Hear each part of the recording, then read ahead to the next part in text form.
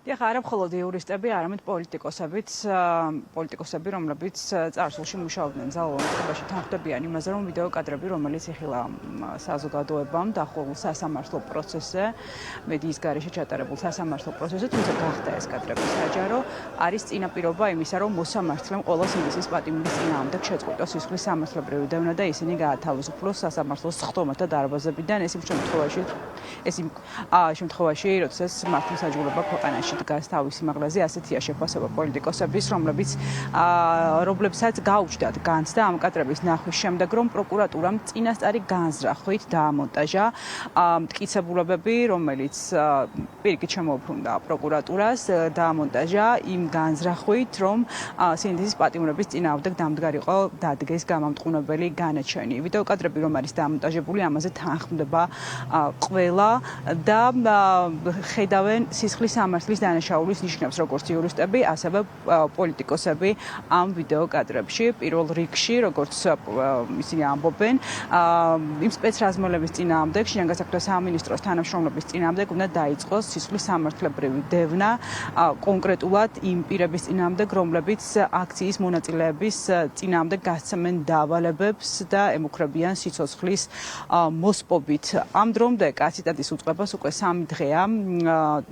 ეს კადრები ტრიალებს სხვადასხვა მედია საშუალებების მეშვეობით, მათ შორის ტელეპიროლის მაყურებელმა იხილა კადრები და ასევე შეძახილების სპეცრაზმელების ერთ-ერთი დანაყოფის ხელმძღვანელის მხრიდან, რომელიც გასცემს დავალებას, რომ მოკლან გაწირონ აქციის მონაწილეები.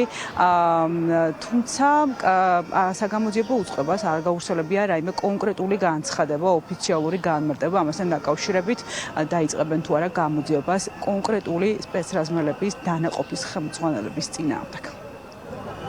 გამკვლეული ვიდეო მასალებით ერთმნიშვნელოვნად დადგინდა ნამდვილად სისხლის სამართლის დანაშაულთან საქმე, თუმცა ეს არის ჩადენილი არ ბრალდებულების მიერ, არამედ ბრალდებულების მიმართ, მათ შორის აშკარაა და ცალსახა ანდრო ჭიჭინაძის და ონისე ცხადაძის მიმართ გაჟღერებული მუქარა, ასევე გენერალურად აქციის მონაწილეების მიმართ გაჟღერებული მოწოდება და შესაძლებელია დავალებაც კი, რომ სპეცრაზმელებს მოეკლათ და დაეხოცათ აქციის მონაწილეები. ამასთან რამდენიმე მტკიცებულების ურთიერთშეჯერებით დგინდება ის, რომ სავარაუდოდ ხმა, რომელიც იქამდე დავალებას აძლევს, ესე ვთქვათ, ფარები არ დაუშვან, წყობაში დადგნენ და ასე შემდეგ, არის კიდევ ერთხელ ამბობ, სავარაუდოდ იგივე ხმა, ვინც გასცემს ამ ადამიანების დახოცებს. მინიმუმ საველე მეთაური ან საველე ხელმძღვანელი, მაინც ადგილზე მყოფი, ვინც გაცემს დავალებებს, სავარაუდოდ გახლავთ ის ადამიანი, ვინც დამატებით მოუწოდებს სიცოცხლის მოსპობისკენ, დახოცვის და გაუპატიურებისკენ აქციის მონაწილეების. ის ბუნებრივია გახლავთ მინიმუმ სისხლის სამართლებრივი დევნის დაწყების საფუძველი. ამ კადრების ანალიზის შემდეგ ნებისმიერი ადამიანი, რომელიც ნახავს ამ კადრებს და ძალიან ისე კონკრეტულად დააკვირდება, ნახავს, რომ უბრალოდ არავითარი დანაშაული სახეზე არ არის. პირიქით სპეცდანიშნულების რაზმიდან ისმის ის მუქარა, წინასწარ განზრახული მუქარა, რაც გულისხმობს მართლაც სიცოცხლის მოსპობას, ეს არის ძალიან მნიშვნელოვანი, ძალადობას, დაკავებას და ასე შემდეგ. ამიტომ წინასწარ განზრახვა, ვისაც ჰქონდა ამ წარმოუდგენელ მძიმე დანაშაულში, ეს იყო მხოლოდ პოლიცია და სპეცრაზმი. კადრები არის დამონტაჟებული, შეკოწიწებული, წინასწარ განზრახული აქვს პროკურატურას ის ქმედება და ჩაფიქრებული, რომ ყველა ამ ადამიანის წინააღმდეგ გამამტყუნებელი განაჩენი დადგეს და სწორედ ამიტომ ამონტაჟებს ამ კადრებს. ამიტომ ობიექტურ მართლმსაჯულებაში და ზოგადად იმ სამყაროში, სადაც ადამიანის უფლებები არის დაცული, პირიქით საქმე უნდა აღძრული იყოს და გამოძიება დაწყებული იმ პოლიციელების წინააღმდეგ, რომლებიც სიცოცხლის მოსპობით ემუქრებიან მომიტინგეებს. პარასკევს გამოიკვლია სასამართლო პროცესზე ვიდეო კადრები, რომელიც გახდა სადაო შემდეგ და გამოიწვია დიდი უნებათა ღელვა როგორც იურისტებში, ასევე პოლიტიკოსებში. მორიგი პროცესი 7 ივლისს არის ჩანიშნული საქალაქო სასამართლოში, სადაც ტრადიციულად არ დაესწრება მედია, თუმცა სასამართლო პროცესიდან ამბებს გამოიტანენ ადვოკატები, იურისტები, რომლებიც იცავენ სინდისის პატიმრების უფლებებს. მორიგ სასამართლოზე 7 ივლისს პროკურატურა კვლავ მივა ვიდეო კადრებით, იმ მტკიცებულებებით, რომელსაც სინდისის პატიმრების პარტნიორების წინააღმდეგ იყენებს.